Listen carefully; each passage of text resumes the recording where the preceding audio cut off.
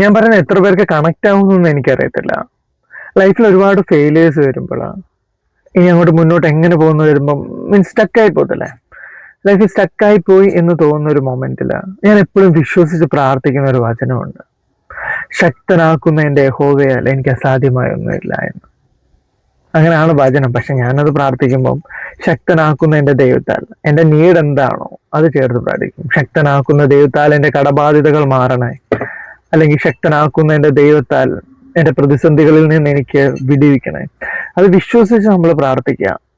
അതായത് എനിക്ക് നടക്കും. നമ്മൾ ഏത് കാര്യം പ്രാർത്ഥിക്കുമ്പോഴും അത് എൻ്റെ കർത്താവ് എനിക്ക് തരും, എനിക്ക് നീതി നടത്തി തരും എന്നുള്ള രീതി പ്രാർത്ഥിക്കുക.